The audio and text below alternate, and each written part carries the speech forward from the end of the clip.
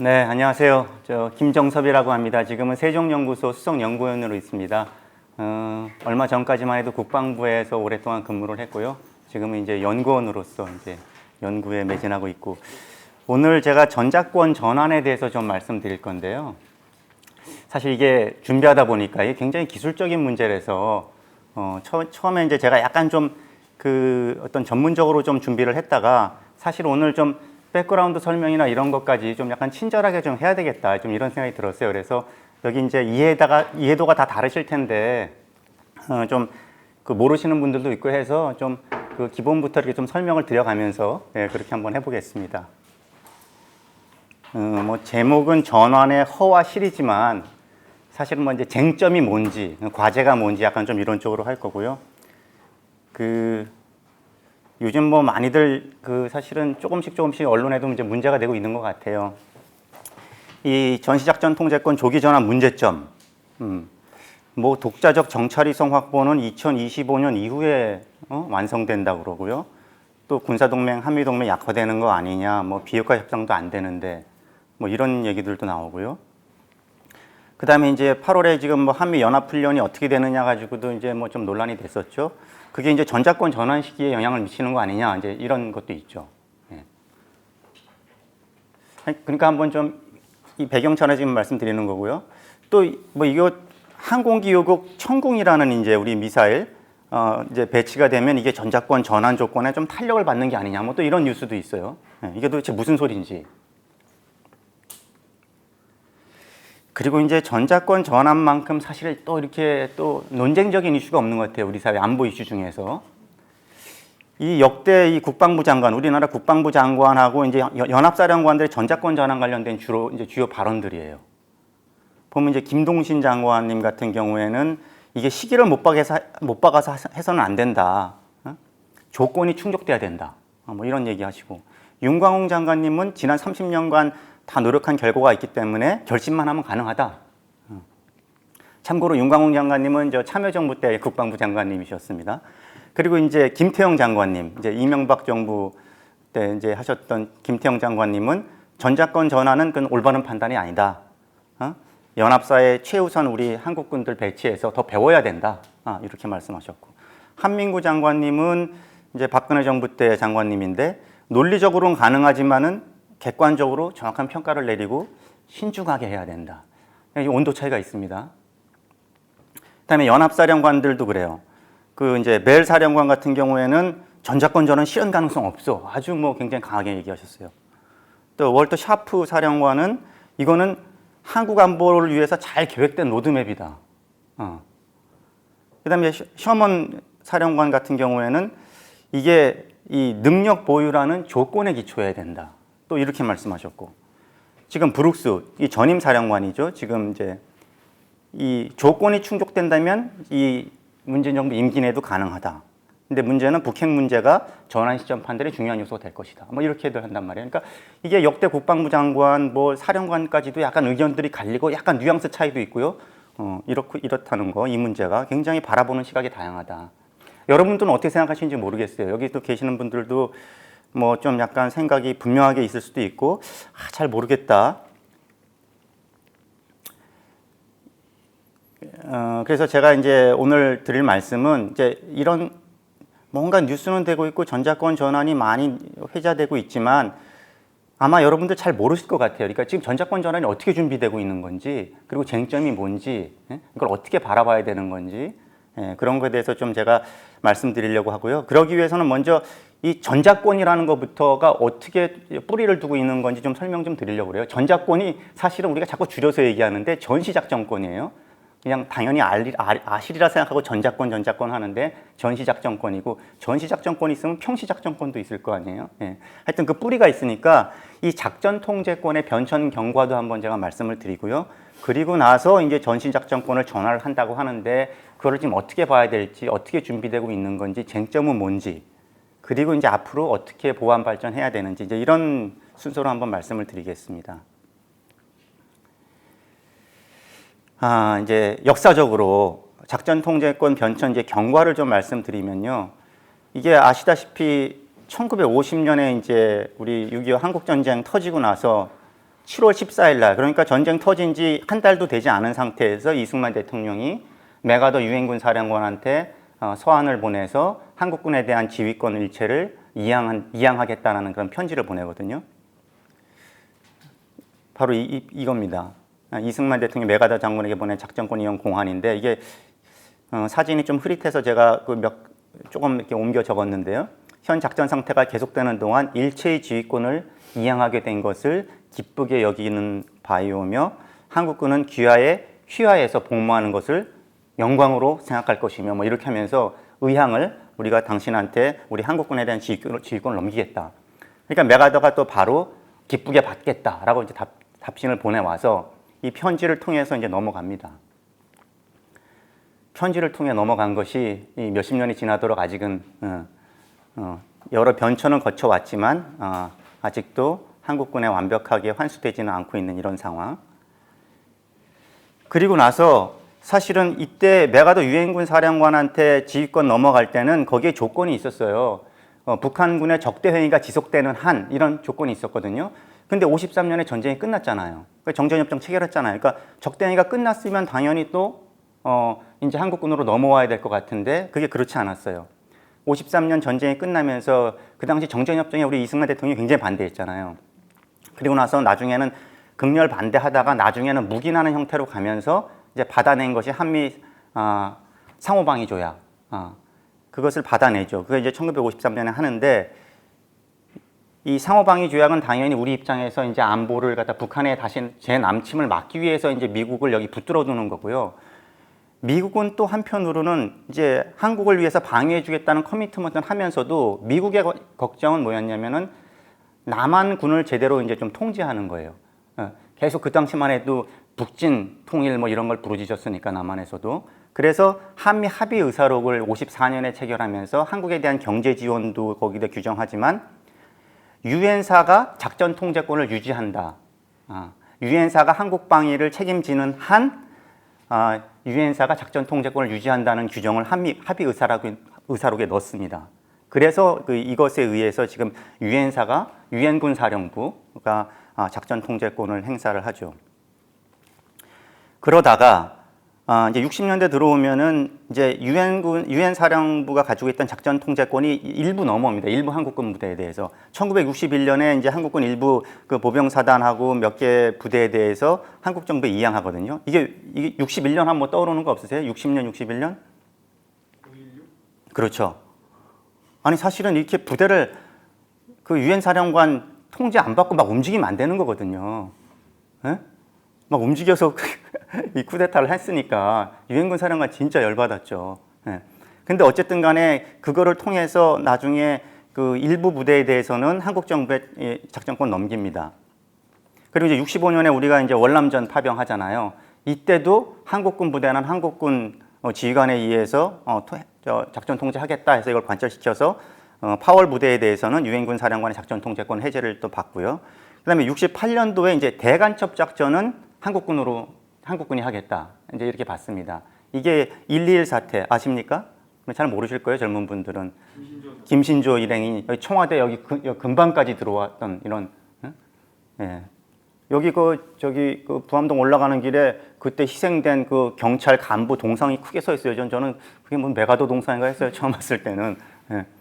그러니까 청와대 목끝까지 이제 이렇게 그런 북한 특파원이 이렇게 한 거에 대해서 그런 대간첩 작전을 그 유엔군 사령부가 이렇게 지휘한다는 게 좀 이상하잖아요. 그러니까 이제 이거를 요구를 해서 관철시킵니다. 60년대는 그런 일들이 있었고요. 그 다음에 이제 78년에 한미연합사, 지금과 같은 연합사령부가 이때 창설됩니다. 78년에. 이제 여러 가지 이유가 있지만 여기 이제 배경은 이제 75년도에 유엔 총회에서 유엔사 해체 결의안이 이제 막 통과되고 이런 일이 벌어지면서 유엔사라는 건 기본적으로 한국 전쟁 발발하면서 북한의 적대 행위를 이제 격퇴하기 위한 어떤 유엔의 맨데이트를 받으면서 생긴 사령부거든요. 근데 이제 그게 끝났고 정전이 체제가 유지되는데 웬 유엔군 사령부가 계속 있으면서 이렇게 하느냐, 해체해라 막 이런 결의안이 유엔 총회에서도 통과되고 이러니까 이제 그거에 대한 대비책 차원에서도 그렇고 해서 새롭게 한미 연합사를 창설합니다. 지금과 같은 구조죠. 근데 이제 이게 한미 연합 그럼 이름만 바꾼 거냐? 그렇진 않아요. 좀 약간 진일보한 거예요. 유엔사라는 거는 유엔군 사령관이 한국군에 대한 작전 통제를 독단적으로 단독으로 하는 그런 구조였어요. 근데 지금 현재 연합사는 한미 연합으로 하는 구조예요. 나중에도 제가 설명드리겠지만 유엔사는 말은 유엔 사령부지만 사실 유엔사라는 거는 이제 유엔의 맨데이트를 받아서 창설된 사령부지만 미 합참의 지시를 받습니다. 유엔군 사령관은. 예. 다른 유엔 사무총장의 지시를 받는 것도 아니고요. 다른 나라가 관여할 수 있는 것도 아니고 오로지 미 합참의장의 지시를 받는 어떻게 보면 미군의 지시를 받는 그런 조직이기 때문에 우리 한국군 전체가 아까 일부 이런 부대 빼고는 말하자면 미군의 지휘를 받는 거나 다름없다고도 볼 수 있죠. 그런데 이제 연합사가 창설된다는 거는 이제 여기 참모들도 한미 연합으로 가고 사령관은 미국 장성이지만 부사령관은 한국 장성이고 또 연합사 사령관이 마음대로 하는 건 아니고 그 위에 상위로 양국 합참의장, 양국 국방부 장관 또 양국 군 통수권자의 지침을 받아서 한다라는 어쨌든 간 이런 얼개를 만든 거죠. 그래서 예전에는 이제 미국 단독이었다면 유엔사가 연합사로 하면서 한미 연합으로 이제 가는 이제 이런 게 만들어진 거죠. 사실 그래서 이제 이 전자권 이게 전자권이 뭐 미국이 가지고 있는 게 아니다. 이제 전자권 전환에 대해서 굉장히 신중하고 보수적인 분들은 이건 연합으로 행사하는 거지. 뭐 미국한테 우리가 뺏긴 거를 뭐 환수한다. 이거 자체가 잘못됐다. 뭐 이렇게 보는 분들도 있어요. 근데 물론 이렇게 연합으로 행사하는 것조차도 사실은 우리 군에 대한 작전 지휘권을 독자적으로 행사 못한다는 측면에서는 사실 좀 독특하긴 독특한 거죠. 이게 참고로 또 이제 이 연합사가 뭐 우리나라만 있는 게 아니다.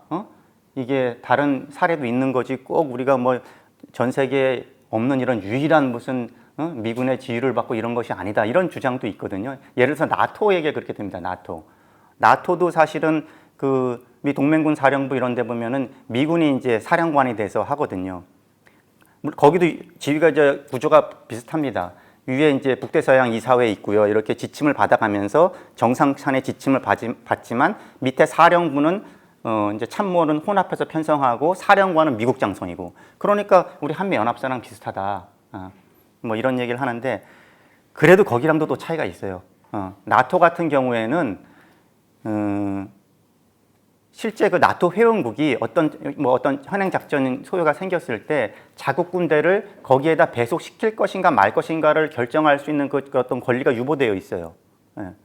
그리고 자기가 독자적으로 작전도 해도 돼요. 근데 우리 연합사는 이따 설명드리겠지만 데프콘 3라는 일정 어떤 그 위기가 격상되면은 미리 지정돼 있어요. 한국군 부대가 지휘를 받아야 되는. 그래서 자동으로 넘어갑니다. 물론 그 데프콘 3가 되는 것 자체는 일단 한미 양국이 이제 동의를 해야 되지만 그러고 나면 자동적으로 배속돼서 항상 작전은 연합작전으로 연합사령관의 지휘를 받아서 하게 돼 있지 한국 정부가 아니야 나는 그 이제 이런 중요 부대 배속 안 시킬래 이렇게 할 수도 없고 또 우리는 연합작전 안 하고 단독 잘 테니까 같이 하자 이런 병렬작전 이런 것도 되지 않는 그 나토하고 비교해서도 좀 더 독특한 어떤 그런 구조를 갖고 있는 거고요. 그리고 이제 1994년에 말씀 들으셨는지 모르겠지만 평시작전 통제권이 한국 합참으로 환수됩니다. 이때 이제 뒤에 보지만 이 노태우 대통령이 이 대선 공약이었어요. 작전 통제권을 환수하겠다. 그렇게 추진하다가 사실 그때 좀 걱정도 있고 반발도 있고 미측의 반발도 있고 그때 리스카시 그 연합사령관의 뭐 합참에 서한도 보내고 막 이러면서 이게 약간 좀 절충한 거예요. 약간 타협한 건데 평시 작전권만 환수하겠다. 사실 약간 좀 부자연스러운 이런 구분인데 평시 작전권만 우리가 이제 한국 합참의장이 행사하고 전시 작전권은 연합사령관이 그대로 한다고 이제 이걸 쪼개서 이렇게 나눠진 거죠. 근데 이때 이제 또 하나 이거 약간 좀 기술적인 문제지만 중요한 게 평시 작전 통제권을 그럼 한국 합참의장이 지금도 그렇고 완벽하게 행사하느냐? 그렇지 않아요. 이 코다라고 그래가지고요. 연합 권한 위임상이라 그래서 이게 엄밀히 얘기하면 평시와 관련된 건데도 연합사령관이 행사할 수 있도록 아예 권한을 위임해줘요. 한국에서.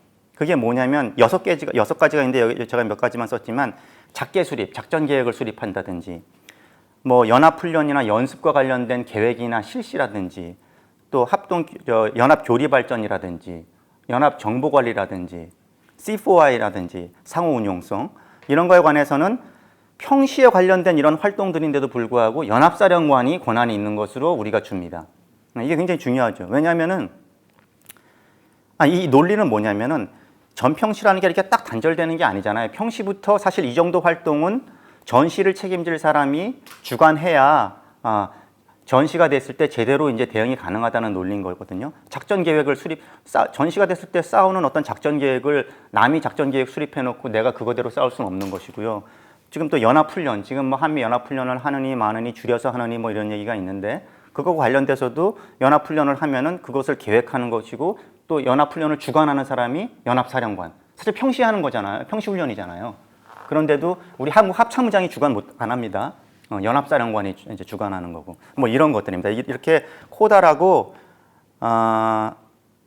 이게 영어가 Combined Delegated Authority. 그게 이제 줄여서 우리가 코다 군에서는 맨날 그럽니다. 그래서 이 평시작전권은 이제 한국 합참의장으로 환수됐지만 평시와 관련된 것도 일부는 연합사령관이 행사한다. 이 정도 아시면 될 것 같고요. 그러니까 이제 남은 거는 뭐예요? 전시작전권이잖아요. 그래서 이제부터 이제 전시작전권 얘기를 좀 할 건데요. 노태우 회고록에 보면은 우리가 독자적으로 지휘권을 갖지 못한 것은 주권 국가로서는 창피한 일이었다. 이런 자주적인 발언을 하셨어요. 괜찮은 분이었어요. 사실. 저분에 대한 제 평가가 좀.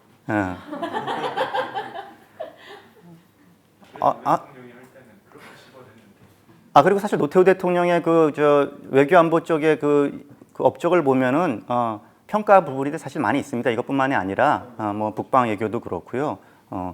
그다음에 이제 이 평시 작전권이 실제로 넘어간 거는 YS 대통령 때 넘어갔거든요. 1994년이라 그랬잖아요. 그때 이제 김영삼 대통령이 전작권 환수는 제2의 창군이다. 이런 식으로 하면서 큰 의미를 부여하고 이제 이때 받아오죠. 세러머니 하고. 그래서 이때 이제 1994년에 평시작전권 넘어왔을 때 이 환수의 의미가 뭐다. 자주방위가 큰 진전이 있었다고 막 신문에도 대대적으로. 제가 옛날에 이거 한번 언론 어떻게 보도된지 한번 찾아본 적이 있었거든요. 모든 보수 언론에서도 다 이렇게 했습니다. 요거는 지금 조선일보입니다. 2000년 이전에 전작권 확보 과제. 그렇죠. 2000년 이전에 이제 전작권 이제 확보해야 된다. 그것이 우리의 과제다. 이렇게 합니다. 네. 사실 그래서요, 이 전작권 관련돼 갖고 이거를 주권 문제로 봐서는 안 된다, 뭐 이런 얘기를 하는데, 이게 무슨 우리가 행사할 수 있는 권한을 무슨 미국한테 뺏겨서 미군이 막 마음대로 한다, 이제 이런 의미의 주권 문제는 아닌 것은 맞고요.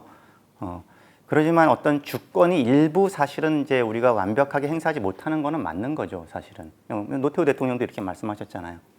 근데 이게 논쟁적인 이유는 제가 가만히 생각해 보니까 이게 아주 두 가지 중요한 가치가 약간 좀 뭐 이렇게 긴장해서 그런 것 같아요. 이게 주권 문제면서 또 안보 문제인 거예요. 그러니까 전작권을 찬성하는 쪽에서는 이게 주권 문제로 보기 때문에 굉장히 여기에 대해서 이제 좀 강하게 생각하는 거고, 근데 또 보수적인 쪽에서는 이게 어쨌든 안보 문제잖아요. 살고 죽는 문제이기 때문에 완전히 뭐 주권을 내놓은 것도 아니고 이런 정도라면은 우리의 안전보장 문제가 중요한 거 아니냐, 그렇게 감정적으로 뭐 이렇게 대응해야 되는 거 아니냐, 약간 좀 이런 게 충돌하는 것 같아요. 그래서 그 중요한 두 가치인데 이게 뭐 어떤 것이 맞다라기보다 제가 오늘 말씀드릴 것은 조금 그거보다는 좀 깊이 들어가서 실사구시적으로 한번 좀 살펴보자는 게 제 의미고요. 그래서 여기 아까 제가 쭉 정리했던 게 이제 신문에도 이게 나왔더라고요. 역시 기자분들이 참 알기 쉽게 정리를 잘해요. 처음부터 이걸로 할 걸.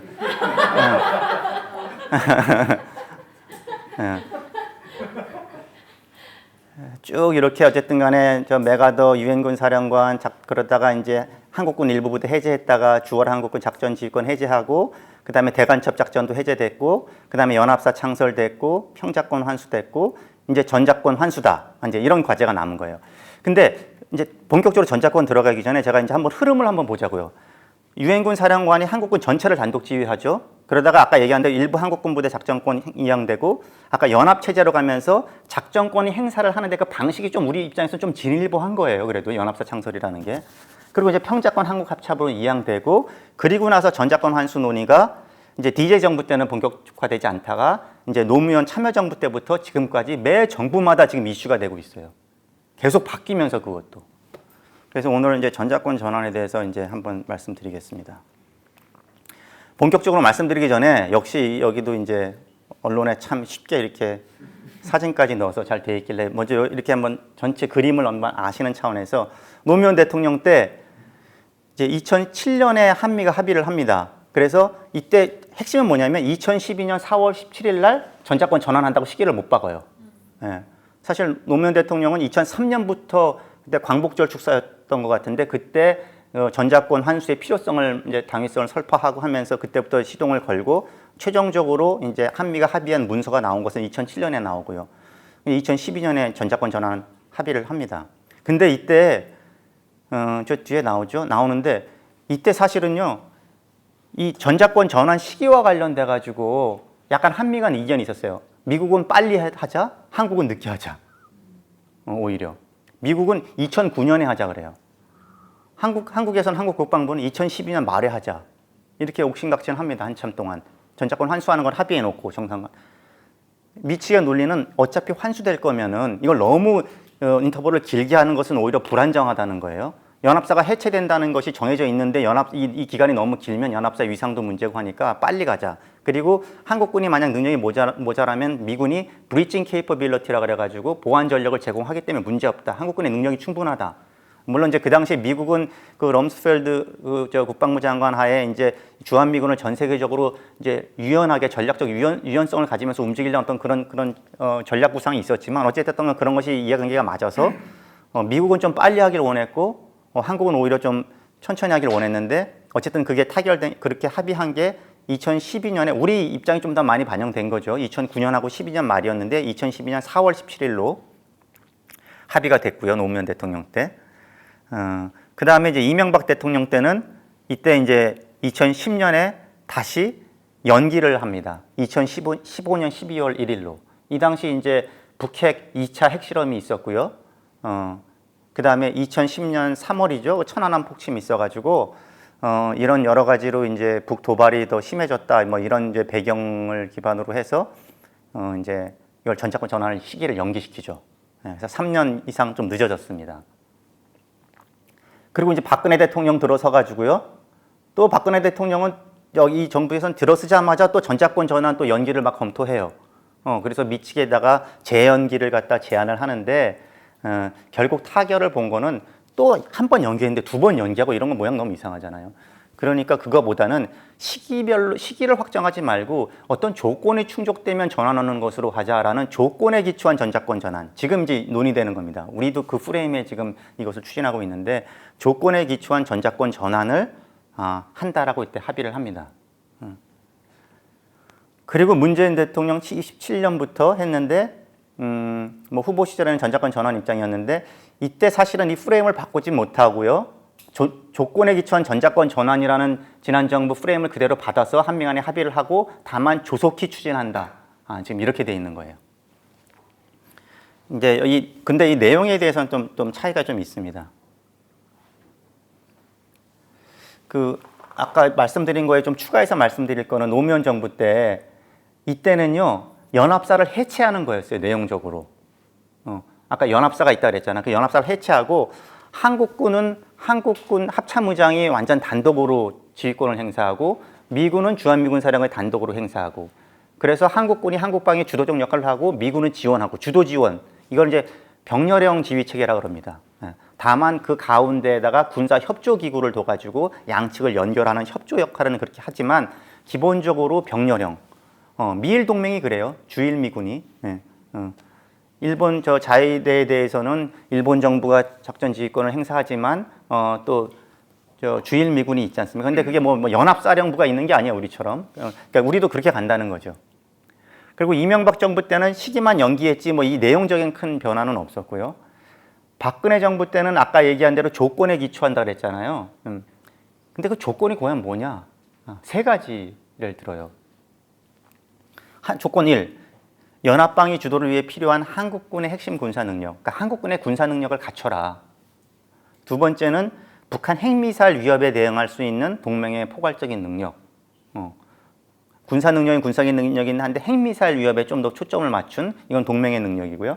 조건 3은 너무 좀 브로드한데 이 전자권 전환에 부합하는 한반도 및 영내 안보 환경 이게 좀 이렇게 부합하는 이런 영내 안보 환경이 갖춰져야 된다는 거예요. 이 조건에 대한 또 세부적인 영역이 있다 할 텐데요. 그러면서 아까는 연합사를 그러면 이제 연합 지휘구조 어떻게 되느냐? 박근혜 정부 때는 연합사는 해체해요. 그리고 이제 한국 합참의합참의장이 지휘하는 이제 미래사령부를 새로 만든다는 개념이었어요. 박근혜 정부 때는 미래사령부 창설. 거기까지고요. 그다음에 이제 문재인 정부 아까 들었던 대로 조건에 기초한 전자권 전환은 그 프레임을 유지하면서 다만 조속 추진한다. 처음에 이제 임기 내 추진 뭐 이렇게까지 좀 의지를 했는데 거의 조속이란 말로 이렇게 좀 바꿨고요. 그러면서 이때 이 전자권 전환 위에 연합방위 지침이라는 이제 문서에도 서명하는데요. 여기에는 뭐 여러 가지 내용들이 있지만 뭐 주한미군이 한반도에 계속 주둔한다. 그다음에 이제 연합사는 그대로 그 유지된다. 독립적인 상설기구로 유지된다. 이런 것도 있었고요. 그리고 한국군 사성장군이 연합사령관이 된다. 그리고 부사령관이 미군 사성장군이 된다. 이렇게 되어 있는 겁니다. 그리고 이제 한국은 연합방위를 주도할 수 있는 능력을 전자권 전환 이후에도 지속적으로 이제 계속해서 발전시키고 미국은 또 보안 능력, 아까 뭐 브리징 케이퍼빌리티라고 그랬잖아요. 그런 보안 능력, 지속 능력을 계속해서 제공한다. 뭐 이런 약속을 합니다. 그다음에 확장 억제에 대한 약속 이런 것들이 이제 이 연합방위 지침에 들어가고요. 그리고 나서 그러니까 문재인 정부 들어서 2017년에 정상회담 하면서 조건에 기초한 전자권 전환 조속 추진이라는 큰 합의를 이루게 대통령 정상 간에 그다음에 2018년에 이런 연합사를 유지한다. 뭐 이런 연합방위 지침 이런 거 합의하고요. 2019년에는 이 맨 마지막에 있는 근데 연합사령관은 합참의장을 겸직하지 않는 별도의 사성장군이 한다. 이게 무슨 말이냐면은 이 박근혜 정부 때는 합참의장, 우리나라 합참의장 있잖아요. 합참의장이 연합사령관이 되는 거예요. 근데 지금 정부에서의 개념은 뭐냐면은 합참의장은 합참의장대로 있고, 사성장군이죠. 우리 합참의장. 그런데 별도의 우리 한국군 사성장군이 미래 연합사령관이 되는 거예요. 지금 이렇게 지금 설계되어 있습니다. 이렇게 합의가 돼 있어요. 이제 이게 나중에 또 제가 말씀드릴 쟁점하고도 연결되는 건데요. 우리 국방에서는 군정, 군령 뭐 이런 얘기도 해요. 군정, 군령. 이게 이 지휘권이라는 게 이제 여러 가지가 있는데요. 우리 국군 조직법에 나와 있지만 대통령은 이 국군 통수권자로서 모든 이 우리 국군에 대한 이 어떤 지휘권이 있는 거죠. 근데 지휘권에 여러 가지가 있어요. 이런 작전 지휘도 있지만 군인사, 장성인사, 대통령 권한이지 않습니까? 인사, 또 군수 여러 가지 이런 그 작전 지휘와는 다른 어떤 포괄적 의미의 또 지휘 내용도 있고요. 그리고 나서 이제 대통령 밑에 우리 국방부 장관 있잖아요. 국방부 장관도 대통령의 명을 받아서 이 모든 군정과 군령을 다 행사를 합니다. 군정이라는 거는 뭐냐면요. 이 어떻게 보면은 양병 기능, 군사력을 건설하는 거. 용병, 군령이라는 거는 아까 여기 이 작전 지휘와 연결된 어떤 작전을 지휘한 현행 작전을 지휘하는 거. 이제 이렇게 나누는 건데 군정, 군령. 우리 육군 참모총장, 해군 참모총장은 어떤 권한이 있을 것 같아요? 육군과 해군을 지휘하겠죠. 네. 그럼 육군 부대에 대해서 작전 지휘를 하나요? 사단에 대해서 작전 지휘를 해요, 육군 총장이? 우리 예를 들어서 뭐 NLL에서 무슨 일이 있다 그러면 막 국회에서 해군 참모총장을 불러다가 이게 뭐냐고 막 뭐라고 다그치기도 하고, 판문점에서 뭐 있으면 육군 참모총장 이렇게 뭐 불러가지고 어떻게 된 거냐 그러고 대비태세가 어떻게 됐냐고 뭐라 그러거든요. 사실 그거 맞지 않는 얘기예요. 각군 총장은 그럴 권한이 없어요. 이 군령 권한이 없어요. 이 체인 오브 커맨드에 있지 않아요. 그러니까 이 작전과 관련된 권한이 없어요. 그것은 대통령, 국방부 장관, 합참의장, 그 다음에 바로 작전 부대로 넘어가는 거예요. 네. 그러니까 작전 부대라고 하면 이제 육군으로 치면 지작사령관, 이 작전 사령관, 해군으로 치면 해군 해작사. 그러니까 NLL에서 무슨 일이 있으면은 이제 당연히 대통령과 장관은 이제 그 위에 있으니까 지시를 하는 거지만 합참의장이 해작사령관을 통해서 이함대 사령관을 통해서 이렇게 이제 해군 작전이 일어나는 거거든요. 총장이 국회 불려가고서는 막 그러고 그 다그침 받으면 답답하거든요. 근데 차마 그건 제 권한이 아닌데요. 뭐 이런 얘기도 하기 어렵더라고 분위기가. 총장이 돼가지고 막 이러니까. 책임이 피한다. 예. 근데 저는 그런 거 보면서 참 제가 이제 민군 관계도 참 관심이 많은데 우리나라 아직도 이 국방에 대한 문민 기반이 되게 취약한 거예요. 예. 예. 국회에서 이 문제를 다뤄야 될 의원들도 이 기본적인 우리 이 군사 이 부분이 어떻게 운용되는지에 대한 사실 그 이해가 좀 부족한 거거든요. 하여튼 얘기가 거기까지 갔고요. 총장들은 인사권을 가지고 있는 거야? 그렇죠. 군정권을 가지고 있는 거예요, 총장들은. 그러니까 합참의장은 군령권, 총장들은 군정권을 가지고 있고, 이게 이제 국방부 장관은 그걸 다 둘 다 군정, 군령 다 가지고 있죠. 대통령과 국방부 장관은. 그러면서 이제 이게 나눠지는 거죠. 총장과 의장. 그래서 의장과 총장은 상하 관계가 아니에요. 예. 물론 의장이 더 선임이긴 하지만, 서열이나 이런 면에서는 하지만, 그래서 그런 말도 있어요. 총장과 의장을 다 하신 분이 몇 분 계시거든요. 옛날 한민구 장관님이 그러셨죠. 장관까지 하셨죠, 그분은. 총장하고 육군 총장도 하셨고 합참의장도 하셨는데 그분이 장관하고 안 보실 참 촌철살이 같은 말씀을 하신 적이 있어요. 군정은 달고 군령은 쓰다. 그게 무슨 말이냐면 합참의장은 굉장히 고달픈 자리예요. 무슨 맨날 뭐 목선이 들어왔네, 뭐 북한으로 넘어갔네 해갖고 그 대비태세에 온 초긴장 상태로 보고 있잖아요. 사실 권한은 별로 크지도 않아요. 인사권도 없고 하니까. 근데 막중한 책임을 가지고 있고 이제 총장님들도 뭐 여러 가지 책임과 권한이 있지만 그런 기본적인 대비태세에 대한 그런 책임은 없고 평상시에 군을 양성하는 아까 그 양병 기능이라고 그랬잖아요. 군정 기능, 군 인사, 군수 지원, 뭐 의료 어쨌든 육군을 전반적으로 책임지면서 관리해주고 육성하고 발전시키는 책임이 이제 총장한테 있는 거죠. 참고로 참 미국의 합참의장은 군령권도 없어요. 이게 나라마다 굉장히 다르거든요. 예. 예. 뭐 걸프전이 일어났든 이라크전이 났든 뭐 한반도에 일어났든 합참의장은 체인 오브 커맨드에 없어요. 예. 오로지 대통령, 그 다음에 미 국방부 장관, 그리고 여기 이제 통합사령부, 지역사령관, 인도태평양 사령관, 그 다음에 여기 연합사령관 이렇게 가는 겁니다. 그래서 예? 군령보좌. 대통령과 국방부 장관의 군령. 근데 그게 굉장히 중요해요. 예. 왜냐면은, 예, 근데 그 보좌라는 게 당연히 이제 보좌가 하나 있고요. 그 다음에 이 미군을 어떻게 양성할 것인가. 제가 나중에도 그런 여기 좀 주장을 할 건데 합참의 역할이라는 게 그냥 단순하게 대비태세만 유지하는 게 아니에요. 현행작전에만 이게 몰두하는 게 아니라 사실은 미래 한국군을 어떻게 건설할 것인가. 우리 군사 전략이 어떻게 돼야 되고 그 다음에 우리 군사력 증강 많이 하잖아요. 국방비 이제 올해 50조 쓰고 해서 건설하는데 어떤 방향으로 어떤 전력을 좀 집중 우선순위로 할 것인가 이런 거에 대한 준비도 굉장히 중요한 거거든요. 네. 그러니까 그런 거에 집중하게 하는 거죠. 미군은 더더군다나 이제 전 세계 지역별로 지역사령부가 있어서 합참의장이 그것을 직접 하는 것도 어려움이 있는 그런 측면도 있고요. 어쨌든 간에 지금 이렇게 돼 있습니다. 자, 아까 제가 전자권 전환 조건 이게 또 이게 기자들이 잘 정리하길래 이걸 또 따왔어요. 전자권 전환 제가 아까 말씀드린 거 1, 2, 3은 똑같아요. 네, 이게 갖춰져야 된다는 거고요. 그 다음에 또 이게 지금 밑에 있는 한국군 핵심 군사력 검증 절차라 그랬잖아요. IOC, FOC, FMC 뭐 이것도 막 신문에서 많이 나던데 이 세 단계에 걸쳐서 검증을 거친다는 거예요. 네, 그러니까 2019년에 최초 작전 운영 능력 IOC Initial Operational Capability 약자입니다. IOC가. 그다음에 지금 2019년에 이 IOC는 했어요. 성공적으로. 지금 올해 계속 뉴스에 나오는 게 아까 뭐 이 FOC를 제대로 할 수 있니 없니 이걸 못하면 전자권 전환이 이제 문재인 정부 임기 내에 한다 뭐 이런 거거든요. 그리고 이제 예상대로 하면 21년에 이제 FMC 해서 정부 내 전자권 전환이 가능하다고 봤던 건데 이게 지금 이제 좀 약간 이슈가 되고 있는 거죠. 이제 코로나 사태 때문에 이게 이제 FOC 검증을 하려면 미 측에서도 대규모 이제 이 검증 인원들이 들어와야 돼요. 예. 근데 지금 그게 좀 어렵다는 거거든요. 예.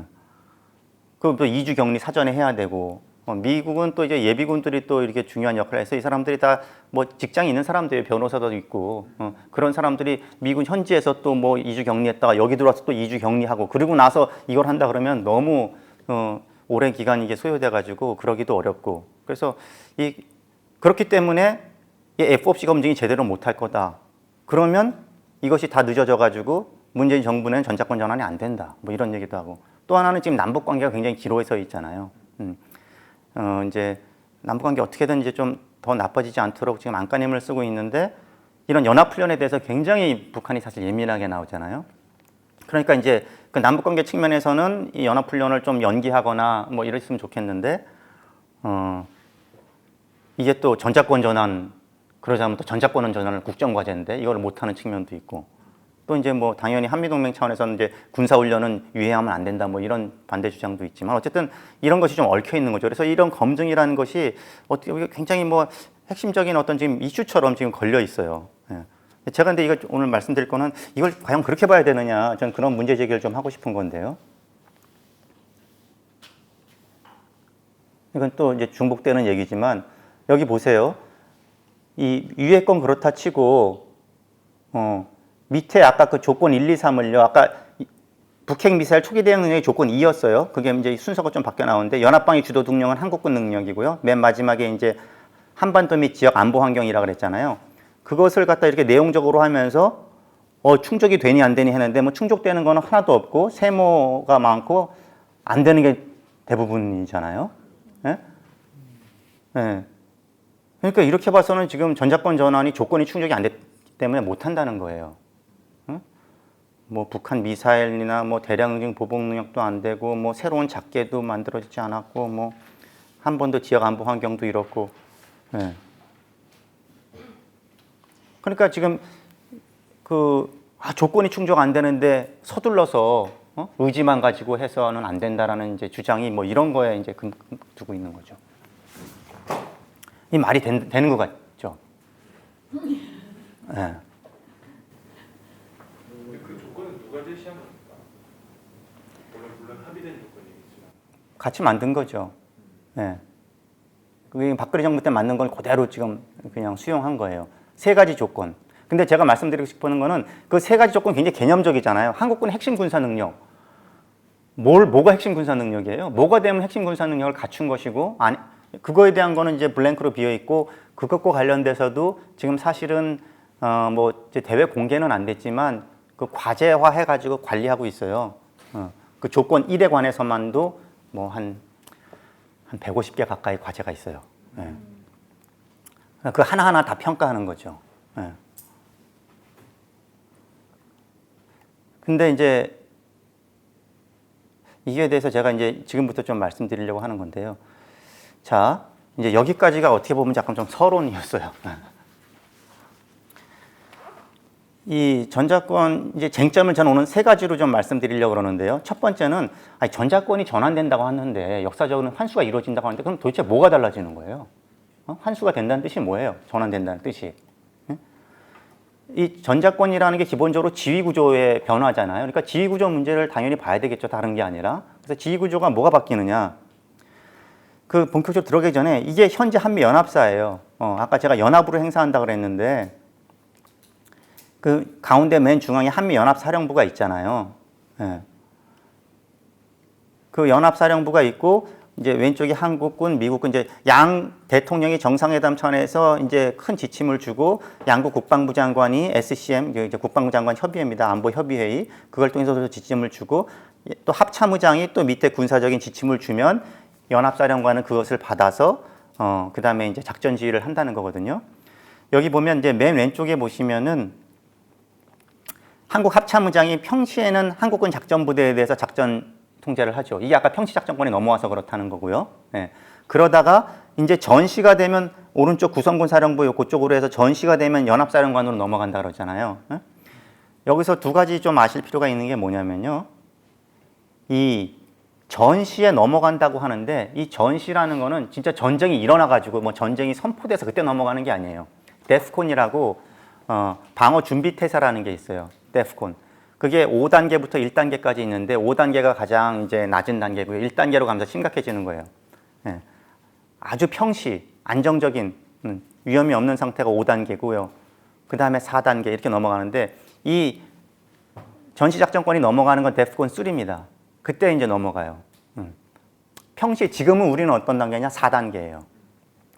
왜냐하면 정전체제고, 그렇기 때문에. 근데 뭔가 이제 위기가 고조되고 이러면은 그 위기 고조를 평가해서 이것도 결국엔 양국 간의 합의를 거쳐서 데프콘 3가 발령되면 이제 연합사령관한테 우리 작전 부대에 대한 것이 넘어갑니다. 이게 이제 그런 의미라는 거 하나. 두 번째, 한국군 작전 부대가 모두가 넘어가느냐 연합군 사령관으로? 그렇지 않아요. 아까 얘기한 대로 이제 작전 부대 말고 여러 가지 뭐 군수 사령부, 인사 사령부 이런 건 당연히 넘어가지 않습니다. 그런 건 아까 육군 총장이 관할한다 그랬잖아요. 그거 말고 작전 부대들이 있어요. 예를 들어서 이작전 사령부. 우리 이제 육군에 크게 보면은 전투 사령부가 전방에는 지작 사령부, 후방에 이작 사령부가 있어요. 그 밑에 지작 사령부 밑에 사령부 군 사령부 밑에 군단 있고 사단 있고 연대 있고 대대 있고 이런 겁니다.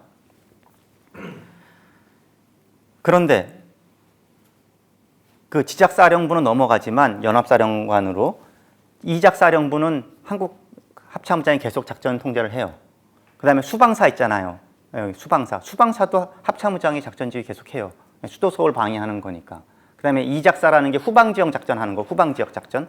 여기는 다 합참의장이 해요. 그러니까 모든 작전 부대가 연합사령관으로 넘어가는 건 아니에요. 지금 그렇게 미리 넘어갈 부대가 뭐라는 게 다 지정되어 있어요. 네. 일단 그거 한번 좀 아시고요.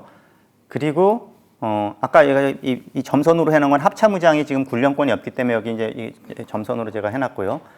그 다음에 한미 연합사령부 밑에 구성군 사령부가라는 게 있죠. 이게 연합사령관이 그 밑에 구성군 사령부라는 거는 이렇게 데프콘 3가 되면은 한국군의 작전부대 지정된 부대가 일로 넘어오고 또 주한미군 부대 중에서도 넘어오고 또 미 증원군 있잖아요. 증원군까지 합쳐져 가지고 지상, 해상, 공군 이런 식으로 그 컴바인드 된 구성군 사령부를 구성해요. 예. 우리 지상 구성군 사령부는 아까 얘기한 우리로 치면은 지작사령부가 이제 여기로 들어가고요. 미군도 또 뭐 들어오고 이렇게 해서 되고 해공군도 마찬가지고요. 근데 지상 구성군 사령부는 여기도 구성부 사령부니까 여기도 사령관이 있을 거 아니에요? 지상 구성군 사령관은 이제 한국군 장성이 지작사령관이 하게 되고요. 해공군은 미국이 할 겁니다. 미국이. 뭐 이렇게 이제 컴바인드 돼서 작전을 하는 거죠. 연합사령관의 지휘를 받으면서. 그게 현재 연합사가 이렇게 설계되어 있고 이런 식으로 운영되는 것이고요. 현재 지금 우리 정부에서 하는 게 바로 연합사를 그대로 유지하면서 간다는 거예요. 그럼 달라지는 건 뭐예요? 예? 뭐가 달라지죠? 아까 제가 언뜻 설명드렸는데. 주도요? 주도라는 게 눈에 어떻게 보이죠? 예? 제가 아까 사령관 국적이 바뀌는 거예요. 지금은 연합사령관이 누구예요? 예. 미군 사성장군이 연합사령관이잖아요. 예. 근데 이제 한국군 장성이 사령관이 되는 거예요. 부사령관은 미국이 맡는 거예요. 그러니까 이제 그게 차이가 있는 거죠. 그것도 의미는 꽤 크죠. 우리가 드디어 연합사령부에서 한국군 장군이 사령관이 돼가지고 하니까. 그렇지만 이것은 연합작전이에요. 예, 예. 미군하고 같이 협조해가면서 연합으로 하는 거지 단독으로 한국군을 지휘할 수 있는 건 아니에요. 예. 아직은 그런 사례가 없죠. 전시 상황이 오면 그런다는 거죠. 그렇죠. 예. 아까 얘기한 대로 평시 때는 데프콘 3 이전에는 한국군 부대에 대한 건 합참의장이 행사하고요. 그 다음에 데프콘 3가 넘어가면은 이제 미래연합사령부죠. 이제 합참의장이 아닌 다른 인물 사성장군이 연합사령관이 될 겁니다. 한국군 장성이. 그럼 데프콘 3 이후에는 이제 연합으로 지휘한다는 거죠. 사령관이 돼서. 이게 이제 핵심 내용이에요. 뭐 어렵진 않죠. 근데 이제 보세요. 이게 이제 참여정부 때는 이렇게 구상하지 않았어요. 노무현 정부 때는. 이때는 뭐냐면요. 전자권을 넘어온다는 건 말 그대로 완전히 단독으로 행사하겠다는 거예요. 한국 합참의장이 우리 작전 부대는 완벽하게 행사하는 거고요. 미국은 미국이 또 완벽하게 행사하고 다만 그 중간에 군사협조본부를 둬가지고요. 그 조율을 한다는 거죠. 그리고 그 전국급 군사협조기구라는 거는 거기에 뭐 정보, 작전, 군수 여러 가지 이 전쟁 수행과 관련된 그 분야별 협조기구를 둬가지고 한미 양국군을 조율한다는 거고요. 그러니까 기본적으로 한국군이 주도가 되고 미군이 지원하는 주도 지원 형태고 이거를 병렬형이라고 그래요. 그렇잖아요. 여기에는 연합사령관이라는 건 없어요. 네. 컴바인드 돼 있지 않아요. 참모도 그렇고 사령관도 그렇고. 이게 어떻게 보면 명실상부한 전자권 환수죠. 우리 군에 대한 국군 통수권자의 권한이 그냥 완벽하게 먹히니까. 이게 아까 얘기한 미일 동맹도 이런 체제라고 그랬고요. 그랬는데 이제 이게 박근혜 정부 때 넘어오면서 연합지휘 체제가 더 좋겠다 싶어서 이런 병렬형 체제를 하지 않고 박근혜 정부 때는 이런 식으로 미래사령부를 창설한다는 것. 이게 지금 연합사 지금 현재 체제랑 사실은 조금 비슷해요. 좀 다른 건 뭐냐면은 연합사는 해체해요. 해체하고 한국 합참이 중심이 돼가지고 합참의장이 미래사령관이 돼서 하는 새로운 사령부를 창설한다는 거였어요. 박근혜 정부 때. 그래서 한국 합참의장이 되고 거기 이제 한국 합참의 그 참모들, 의장만 그런 것이 아니라 합참의 여러 참모들이 있잖아요. 정보참모, 작전참모 이런 참모들이 미래사령부의 참모를 겸직하면서 전평시 어떤 그런 일원화된 어떤 참모 수행을 하고 이렇게 한다는 거죠. 그래도 이것도 연합은 연합이에요. 그랬는데 지금은 오히려 더 완전히 연합사령부 체제를 거의 그대로 현재까지는 건드리지 않고 오로지 사령관, 부사령관으로 바뀌는 지금 가시적 변화는 사실 좀 그것만 나타나고 있어요. 그러니까 근데 어쨌든 간에 참여정부 때 이렇게 병렬령을 하다가 이제 박근혜 정부 때도 그랬고 지금 정부도 그렇고 이런 연합사 체제를 유지하는 거, 연합작전 체제를 그냥 유지한다는 그런 결정의 배경은 뭐냐면요. 군사적 효율성 때문에 그래요. 아무래도 한국군이 주도하고 병렬형으로 미군은 지원하고 이렇게 지휘가 이원화돼 있으면 아무래도 협조가 이게 원활하지 않을 거다. 한반도 이런 좁은 전구에서 지휘 통일의 원칙이라는 게 이제 군사에서 굉장히 중요한데 한 사람이 해야지 협조를 한다고 하지만 그 협조라는 게 얼마나 어렵겠냐. 그다음에 현대전이라는 게 작전 템포가 굉장히 빠른데 그때 협조하고 뭐 사전에 연락하고 누구 한 사람이 또 뭐 한쪽에서 또 고집 피우고 이랬어야 되겠느냐. 군사협조기구가 중간에 있지만 아까 참여정부 때 했다는 그것은 기본적으로 어떤 지시 권한은 없는 거고 단순히 연락, 협조, 조율의 그런 거기 때문에 한계가 있을 거다. 그래서 군사적 효율성 측면에서는 이 연합사 체제가 굉장히 좋고 훌륭하다. 그러니까 이걸 해체하지 말자라는 게 이제 여기 작용한 거예요. 나름 일리가 있죠. 근데 이게 전자권 전환의 어떤 본질적인 의미를 생각하면은 좀 이게 좀 아쉬움은 있는 거예요. 한계는 있는 거예요. 이게 전자권 전환하겠다는 게 뭐예요?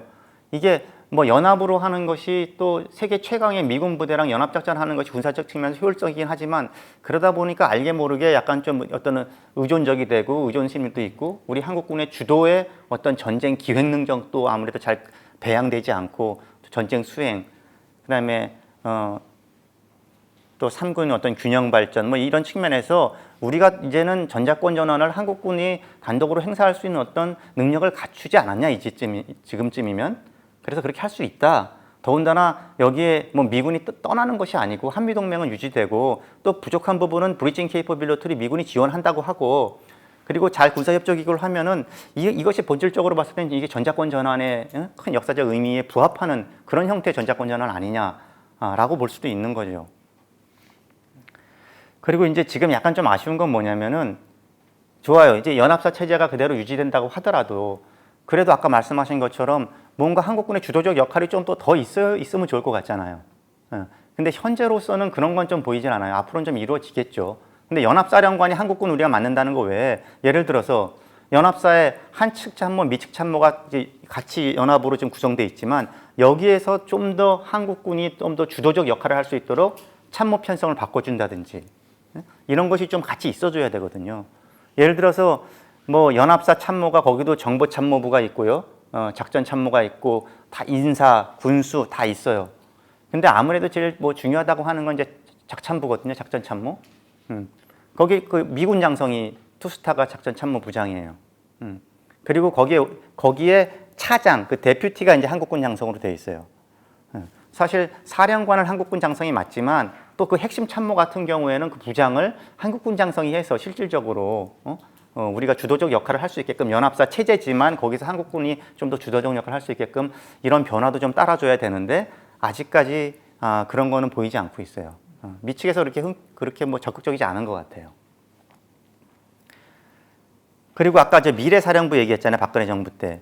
미래사령부가 지금 체제보다는 조금 더 한국군 주도의 어떤 내용을 담을 수 있는 그릇이었던 것 같아요. 왜냐하면은 거긴 한국 합참이 주도가 돼서 합참의장이 미래사령관이 되면서 거기에 이제 한국의 합참이 겸직을 해가면서 주도적으로 다 꾸리고 거기 미군이 일부 이제 미래사 참모로 들어와 있는 거기 때문에 그랬는데 지금은 오히려 이제 미래연합사가 지금 사령관을 우리가 맡는다는 거 외에 참모부 편성을 좀 더 뭐 한국군이 역할을 많이 할 수 있도록 바뀐다든지 뭐 이런 건 좀 안 보이고 있죠.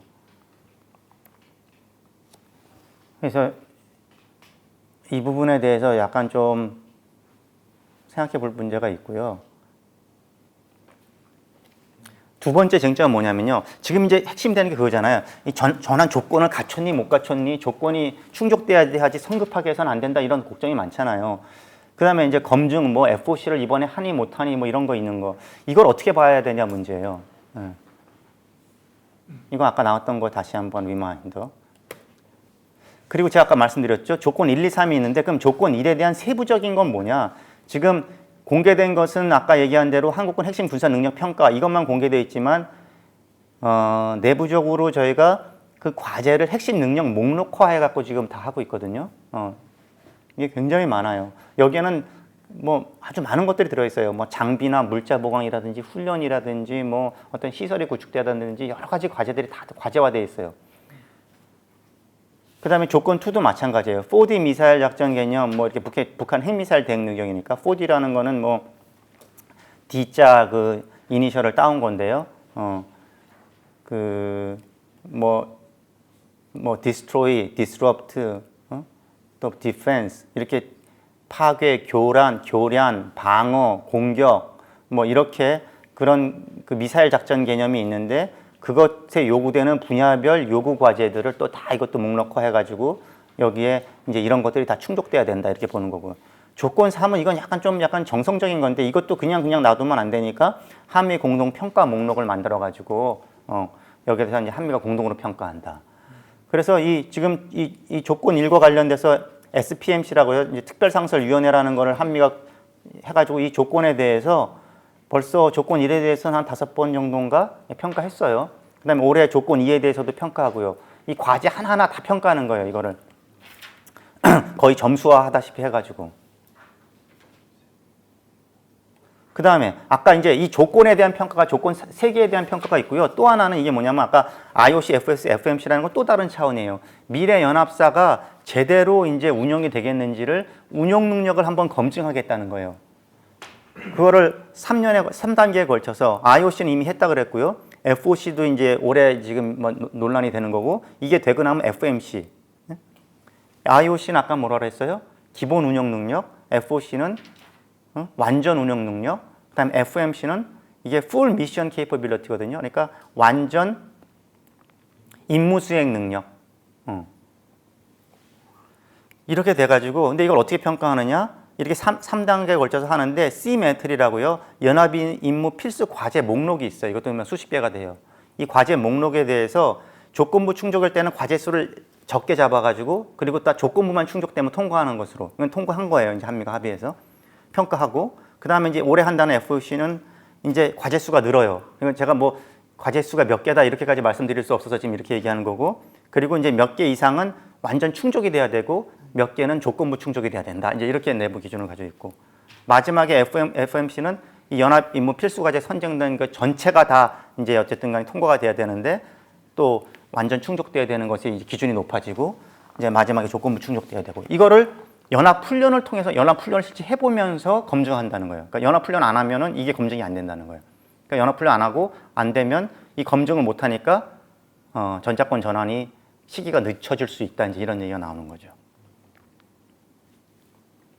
근데 여기까지 하고 좀 약간 이상하지 않으세요?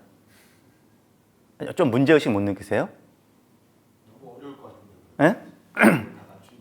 어려울 것 같다. 예. 그러니까 당연히 어렵죠. 이게 아까 얘기한 뭐 조건 1과 관련된 과제도 그게 뭐 100개가 넘는 과제가 있는데요. 제가 정확한 숫자 말씀드릴 수는 없지만 그 과제 하나하나 보면 굉장히 뭐 구체적이고요. 그걸 어떻게 평가해야 될지 잘 모르겠는데 예를 들어서 이런 거예요. 탄약. 비축 탄약이 얼마가 된다. 개전 초 전시 탄약. 그 다음에 이제 감시 정찰 능력. 우리가 항상 문제되는 거 있잖아요. 감시 정찰 자산 확보. 이거 우리가 이제 국방비를 투입을 통해서 우리 한국군 능력을 계속해서 증강시켜 나가는데 이제 그런 것들이 과제화되어 있는 거예요. 그러니까 굉장히 앰비셔스해요. 그 과제를 보면 그것을 다 이제 충족돼야 된다는 건데 그게 뭐 예를 들어서 150개다 그러면 150개가 다 돼야 되는 건지 100개만 되면 된다는 건지 그것도 정하기 나름이잖아요. 그리고 그 과제가 왜 이 조건이 되지? 사실 내부를 들여다보면 그 하나 과제를 보면 그런 생각들이 들 수가 있어요. 저는 사실 그런 생각이 많이 들었는데 왜 이게 전정권 전환의 조건이지? 그게 아직 눈치를 못 채셨다면 제가 이제 설명을 드릴 텐데 저는 이게 이제 한번 문제 제기를 하는 겁니다. 이게 아까 말씀드렸지만 지금 현재 이 전자권 전환의 모습이라는 게 연합사 그대로 유지되잖아요. 그리고 사령관만 우리가 맡는 거잖아요, 현재로서. 연합사가 해체되지 않아요. 그리고 계속해서 연합작전을 한다는 거예요. 그리고 부사령관은 미국 장성이 하고. 그런데 왜 이 조건이 한국군 전체의 물리적 능력이 갖춰져야 전자권 전환이 된다는 것이냐 라는 거예요. 중간 평가의 개념보다는 아예 주지 않기 위해서 일부러 디테일한 그런. 뭐 그렇게까지 뭐 말씀드려야 될지는 모르겠어요. 네. 그러니까 이게 한국군의 능력이 좀 올라간 상태에서 우리가 사령관을 맡으면 좋을 것 같아요. 그렇잖아요. 우리가 어쨌든 사령관이 돼서 이 연합작전을 주도해야 되는데 한국군의 능력이 지금보다 굉장히 높인 상태에서 사령관이 되는 게 좋잖아요. 네. 그게 나쁜 건 아니죠. 근데 그게 조건이 돼야 되느냐라는 제가 말씀을 드리는 거예요. 왜냐면은 지금은 연합사가 해체되는 게 아니거든요. 옛날에 참여정부 때 했던 병렬형 같은 경우면 이게 조건이 되는 게 오히려 맞을 수 있을 것 같아요. 네? 우리가 단독으로 작전을 하고 미군은 지원받는 거기 때문에 우리 한국군 전체의 어떤 물리적 능력이 올라가야 전자권 전환을 행사할 수 있다라는 조건화하는 게 오히려 말이 되는 것 같아요. 그런데 지금은 연합사 체제를 그대로 유지해요. 그러니까 지금 미 연합사령관은 현재의 한국군 능력 그대로 그걸 가지고 그 다음에 주한미군의 능력과 그 전시 지원 능력을 기초로 해가지고 연합사령관의 역할을 잘 수행하고 있잖아요. Fight Tonight 맨날 얘기하면서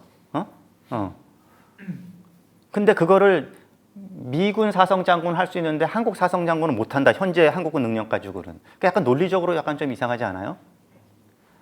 오히려 검증해야 될 거는 야 한국군 장성이 지휘 능력이 있어? 그 지휘 능력을 검증해 봐야 되는 거 아니에요? 근데 오히려 탄약을 제대로 갖췄냐, 뭐 감시 정찰 자산이 들어왔니 안 들어왔니? 지금의 능력 가지고 미군 장성은 연합사령관을 하는데 한국 장성은 안 된다. 그것이 조건이다 하는 게 좀 약간 이상하다는 거예요. 논리적으로. 물론 그게 갖춰진 상태에서 하면 좋지만. 그래서 저는 이 전환 조건과 미래 지휘 체제와의 정합성 문제가 좀 있지 않냐. 우리가 그냥 막 맹목적으로 조건이 갖춰져야 된다니까 막 그렇게 생각이 들고 그거 안 갖춰진 상태에서 하면은 뭐 큰일 나고 뭐 이럴 것 같지만 사실 그거 가만히 생각해 보면은 논리적이지는 않은 것 같아요. 그 병렬형 지휘 체제 때 오히려 이 전환 조건, 지금 우리가 얘기한 전환 조건이 굉장히 사실 이게 이치가 맞는 얘기였던 것 같고요. 그 다음에 지난번 미래사 창설, 이제 박근혜 정부 때 미래사 창설, 이때는 오히려 그래도 연합사가 해체되니까 또 뭐 이렇게 했는데 지금은 연합사 체제가 그대로 유지되기 때문에 굉장히 안정적으로 전환시키는 거예요. 그러니까 안정에 방점을 둔 거예요, 사실은요. 큰 대단한 변화가 지금 있진 않아요. 그런데도 조건은 굉장히 엄격해요. 변화는 적은데 조건은 엄청 엄격해. 이게 옛날하고 달라. 옛날은 변화가 굉장히 컸는데 이런 조건화가 돼 있지 않았거든요. 물론 그때도 뭐 한국군의 능력을 갖추려고 했었죠. 근데 이게 점점 오면서 변화는 굉장히 완만하고 신중하게 안정적으로 가는데 조건은 굉장히 강해졌어요. 그래서 조건이 안 갖춰지면 이건 안 된다 그래. 이 정도 변화도. 그리고 제가 아까 IOC, FOC, FMC도 얘기했잖아요. 이건 뭐냐면요. 이 연합사령부가 제대로 진짜 전자권 전환이 돼도 제대로 운영이 되겠는지 한번 운용 능력을 실제 훈련을 해보면서 지금 연합훈련이라는 게 지휘소 훈련이에요. 그 지휘소 훈련을 해보면서 한번 제대로 되는지 참모들이 제대로 움직이는지 사령관이 지휘를 제대로 하는지 한번 검증해 보겠다는 거. 거기서 무슨 문제점이 드러나는지 그런 거 중요하잖아요. 하여튼 조건과 이 검증 방식은 굉장히 엄격하고 그게 강조되고 있고 그러다 보니까 전자권 전환 일정이 굉장히 불확실해져요. 그러니까 이 여러 가지가 있잖아요. 코로나가 발생하면 뭐 훈련을 못 한다 문제도 있고 남북 관계 때문에 뭘 좀 이걸 좀 고려해 보려고 그래도 또 그런 것도 있고 또 예를 들어서 이건 한미가 합의해서 사실 조건이 충족됐다고 해줘야 되는 건데 미 측이 어떤 이유가 됐든 간에 지금은 이 전자권 전환 넘기기가 지금 좀 그런 게 마땅치 않아. 그럼 얼마든지 조건 가지고 사실은 다 문제 삼을 수 있어요. 지금 그게 굉장히 구체화되어 있고 굉장히 굉장히 앰비셔스하게 돼 있기 때문에. 근데 이게 우리가 지금 변화시키려는 그 변화의 폭하고 이 조건이 과연 이게 비례하냐 이 말이에요. 제 말씀은. 그 다음에 이게 쟁점 2고요. 그러니까 쟁점 3은 이건 약간 좀 더 기술적인 건데 지금 이제 미래연합사하고 한국 합참 간의 관계 설정입니다. 이게 뭐냐면요. 이제 2가지 문제가 있어 보이는데요. 전호박 작전지휘의 이원화 문제하고 이제 전평시 전환 과정의 어떤 중복 문제, 뭐 또 혼선 문제 뭐 이렇게 볼 수 있는데 아까 제가 말씀드렸잖아요. 우리 연합사령관을 우리 한국군 장성이 맞는데 합참의장이 맞지 않아요. 합참의장과 별도의 사성장군이 이제 연합사령관이 돼요. 그럼 어떤 문제가 생길 것 같으냐? 아까 말씀드렸잖아요. 그 데프콘 3에서 넘어가더라도 이 후방 작전은 합참의장이 책임진다고. 그러니까 이작사령부 또 아니면 또 우리 통합방위 작전, 수방사 이런 거는 합참의장이 책임지거든요. 그러니까 전자권이 전환됐습니다 했는데도 이 작전 지휘는 한국군 사령관 지휘관한테 2사람한테 나눠져요. 후방 작전과 통합방위 작전은 합참의장이, 전방 정구 작전은 연합사령관이, 둘 다 한국 사람이에요. 이 2사람한테 다 지시를 내려가면서 국방부 장관과 대통령은 지시해야 되는 거예요. 이 연합사령관이 다 하는 줄 알고 막 얘기했는데 그거는 저쪽에다 해야 되는 지시죠. 합참의장한테 해야 되는 거죠. 이게 2사람을 나눠놨기 때문에 좀 약간 그런 문제가 있고요. 그 다음에 2번째는 전평시 전환 과정. 아까 데프콘 3가 되면 넘어간다 그랬잖아요. 근데 가만히 보세요. 이게 평상시에 무슨 도발이 있어요. 뭐 NLL에서 무슨 일이 있거나 뭐 판문점 근처에서 무슨 있으면은 이게 어떤 평시에 어떤 그런 경계 대비 태세를 교란하는 뭐 그 정도로 끝날 것인지 아니면 이게 전면전으로 가는 어떤 전 단계인지 아직 모르잖아요. 그러니까 평시 작전은 합참의장이 하기 때문에 합참의장을 포함한 합참 그 참모들이 이 평시에 굉장히 집중해서 이 대비 태세를 지금 책임지고 있어요. 근데 만약 데프콘 3가 넘어가면은 연합사령관과 연합사 참모들이 이것을 이제 책임져야 된단 말이에요. 근데 이게 넘어갈지 안 넘어갈지 모르기 때문에 평시부터 사실은 연합사가 무슨 일이 있으면 당연히 관심 갖고 주목하고 준비를 합니다. 그러니까 이게 평상시에 무슨 일이 있다가 계속해서 위기가 고조돼서 만약 데프콘 3가 된다. 그러면은 거기까지는 합참의장이 책임지다가 그 다음에 연합사령관으로 넘기는 거예요. 어떻게 보면 전평시 일원화가 안 되는 거예요. 이게 이 상황이라는 것은 어떤 일련의 흐름을 가지고 쭉 갈 거 아닙니까? 이게 막 딱 잘라지는 게 아니라. 근데 이렇게 어떤 발단을 통해서 위기가 고조되다가 데프콘 3로 넘어가는데 여기까지는 합참의장과 합참에 있는 참모, 작전본부장, 전본부장, 작전본부장, 거기 또 작전부장 다 있어요. 작전본부장 3스타, 작전본부 2스타. 이 사람들이 평시에 그걸 쫙 하다가 그 다음에 데프콘 3가 되면은 연합사에 아까 저 미군 장성 그 작참부장 있다 그랬죠. 그 사람한테 어떻게 보면 인수인계하는 거예요. 구조가 말하자면은. 그러니까 이게 전평시라는 게 일련의 흐름과 쭉 가는 건데 한 참모가 한 사령관이 그것을 쭉 보면서 책임지는 게 아니라 이게 단절이 발생한다는 거죠. 그러니까 평상시부터 연합사령부도 이 데프콘 3 전부터도 신경 쓰면서 같이 봐야 되고, 그리고 합참은 합참대로 평시에 그러고 하다가 연합사령부에 이제 넘겨줘야 되고, 이제 좀 약간 이런 문제가 있지 않느냐. 물론 이제 여기에 대해서는 좀 다르게 볼 여지는 있는데 이걸 좀 문제 삼는 의견들도 꽤 있고 저도 이게 이 문제가 있다고 생각이 들고요. 이건 아까 그 맞던 거. 자, 그럼 이제 어떻게 해야 되느냐?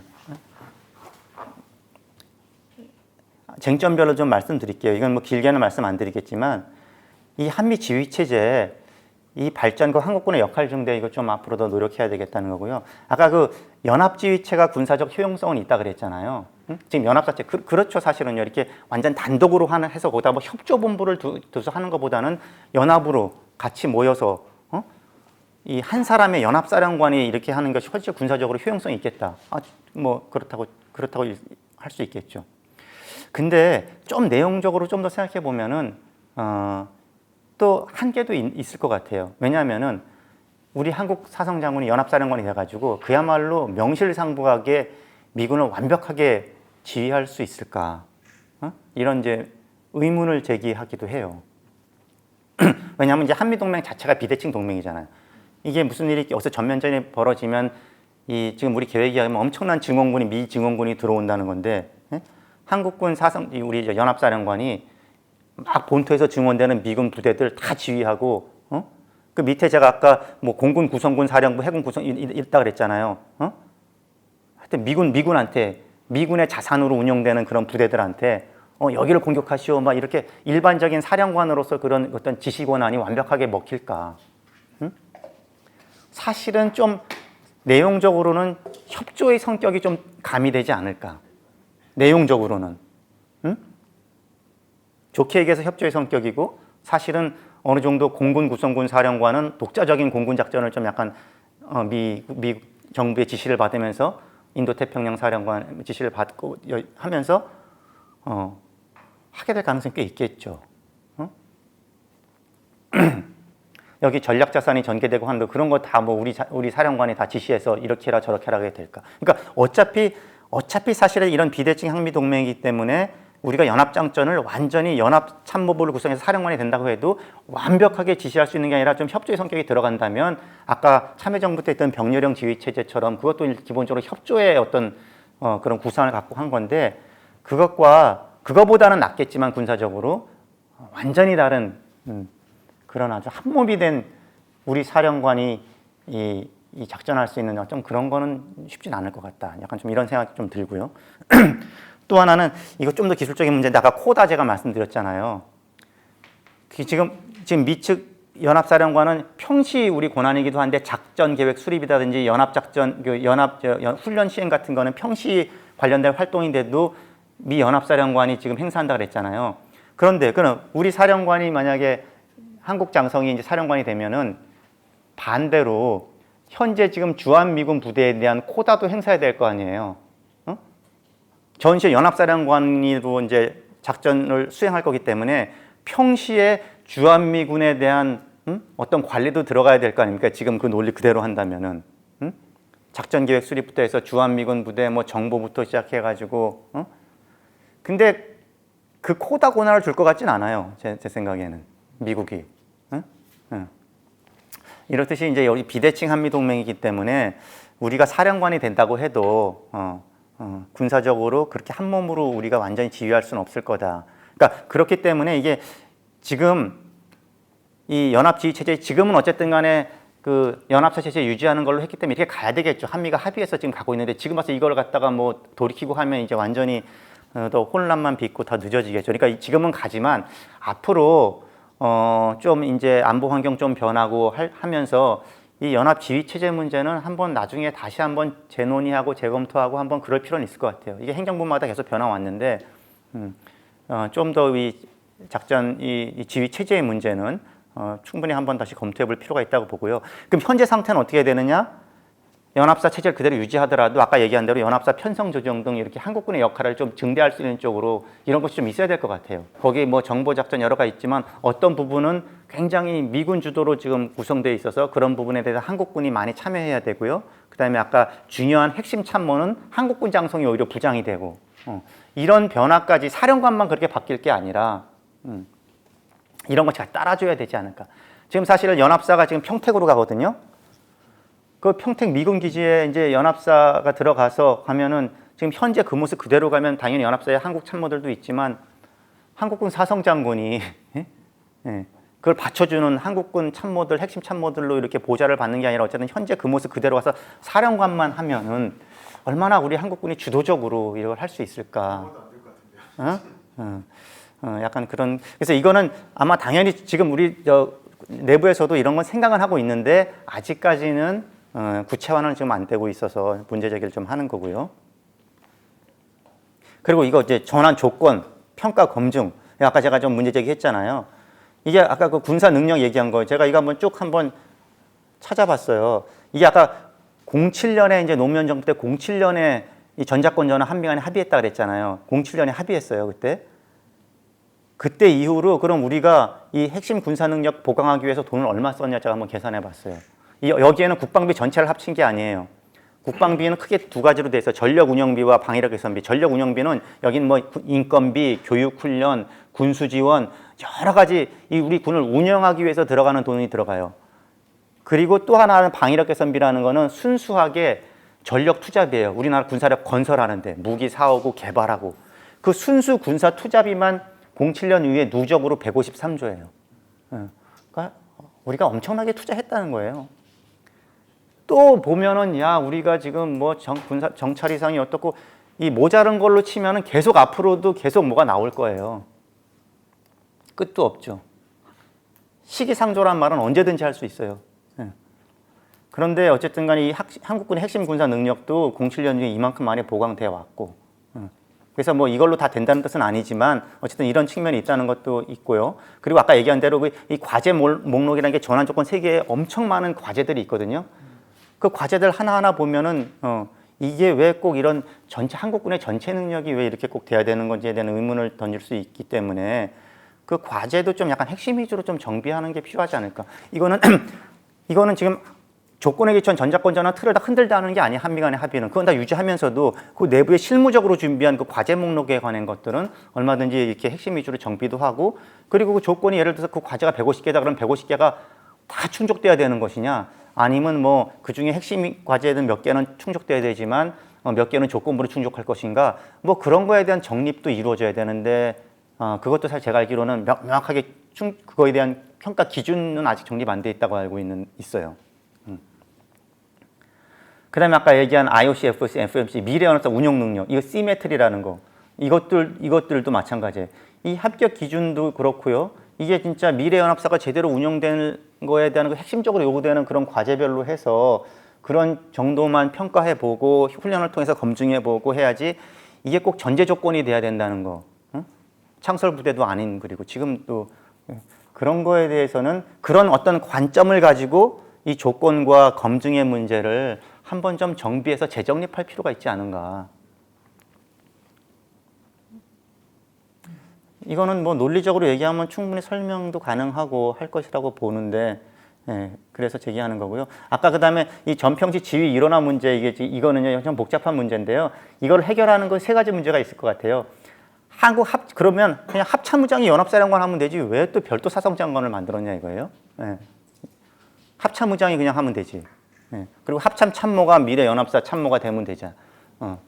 근데 이제 요거는요, 이건 여러 가지 내부 논의가 많았는데, 합참의장에 그러면 한 사람한테 이게 너무 과중한 이제 이 부담이 주어진다는 논리 때문에, 고려 때문에 그랬던 거거든요. 이게 뭐가 맞느냐 틀리느냐의 문제는 아닌데, 그것도 일리가 있어요. 왜냐하면 합참의장이라는 자리가 평시작전, 전시작전 뭐 다 책임지면서 군령 보좌하고 평상시에 군사력 건설하고 군사전략하고 이런 미래 우리 한국군이 나가야 될 것까지도 하고 이런 것을 한 사람이 한다는 것이 굉장히 쉽지 않다. 그리고 전쟁이 일어나면은 합참의장이 전투 지휘소에 앉아서 전쟁만 지휘할 수 있겠느냐? 대통령이 부르고 장관이 부르고 국회도 부를 거예요. 이게 집중해서 전투 지휘만 할 수 없을 거다. 실제로 그럴 거거든요. 그래서 이게 그 합참의장한테 이것을 모든 것을 모르는 것은 너무 어려울 거기 때문에 나누자 해서 나눈 건데 이제 그런 좀 약간 한계가 있어요. 그리고 또 지금 뭐 이게 지리적인 위치도 중요한데 지금 이제 미래연합사가 저쪽에 평택으로 가잖아요. 한국 합참 여기 있고 그래가지고 이게 그런 문제도 있고요. 이제 두 번째는 그러면 저 평시작전권도 미래연합사령관이 다 행사하도록 하지. 합참의장의 군령권은 삭제하고 이렇게 할 수도 있지 않느냐. 근데 이제 이렇게 되면 문제는 뭐냐면요. 평시작전권도 연합으로 행사하게 되는 거예요. 예. 그거는 약간 뭐 후퇴 약간 좀 이런 측면이 있잖아요. 그래서 세 번째 대안은 뭐냐면 합동군 사령부를 창설해가지고 미래연합사령관이 합동군 사령관을 겸직한다. 이게 말이 좀 어렵죠. 이 합동군 사령부를 창설한다는 게 무슨 뭐 이런 건물에다가 막 물리적으로 사령부를 창설한다는 뜻이 아니에요. 이름만 만드는 거예요. 편제상에. 그래놓고 이렇게 되는 거예요. 그러니까 미래연합사령 지금 부가 있잖아요. 이 미래연합사령관이 합동군 사령관이라는 모자를 우리 이제 모자를 씌운다는 말을 많이 하는데 모자만 하나 더 씌워주는 거예요. 당신은 합동군 사령관이야.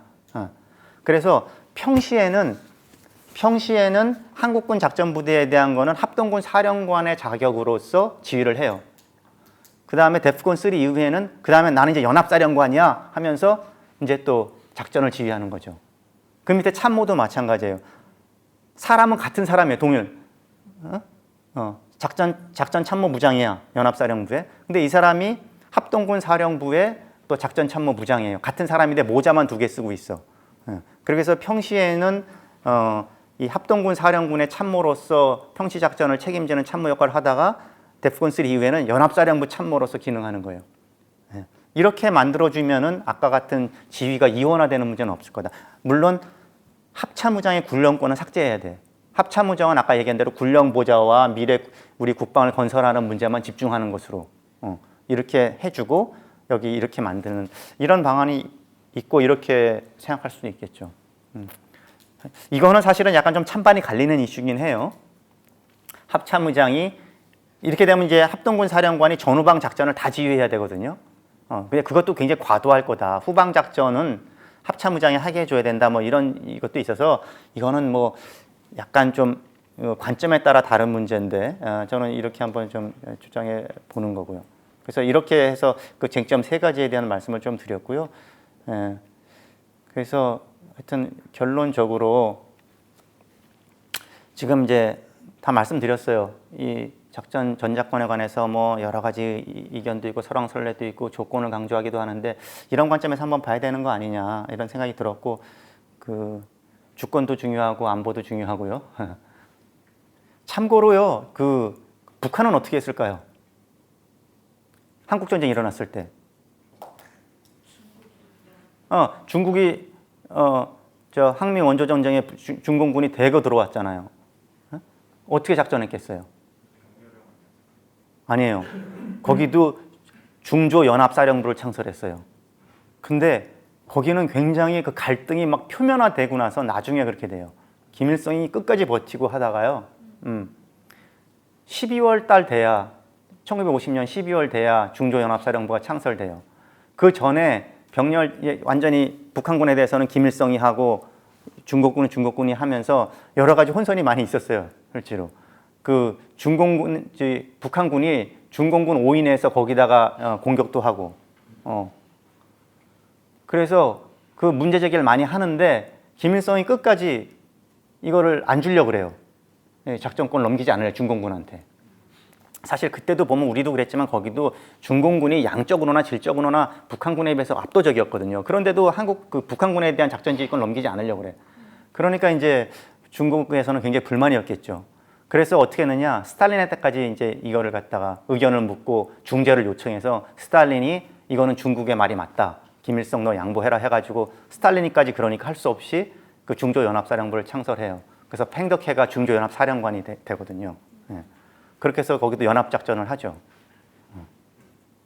그런데 북한은 언제 그럼 중조연합사령부가 해체됐느냐? 우리는 지금까지 있는데. 근데 그 문헌은 발견되지 않고 있어요. 근데 전쟁 끝나면서 53년에 해체된 것이 아니냐 다들 추측하고 있고요. 어쨌든 그래서 그때 팽덕회가 한국 전쟁에 대한 성격 규정 여러 가지가 있지만 이게 그 강대국 간 전쟁이라고 또 볼 수 있는 것이 팽덕회가 그래요. 이거는 메가더와 나의 전쟁이다. 김일성은 낄 여지가 없다. 그래서 북한도 그랬고 우리도 그랬는데 북한은 어쨌든 간에 그 문제는 어쨌든 간에 정리되는데 우리는 아직까지 시대의 과제로 좀 남아있는 것 같습니다. 자, 여기까지 감사합니다.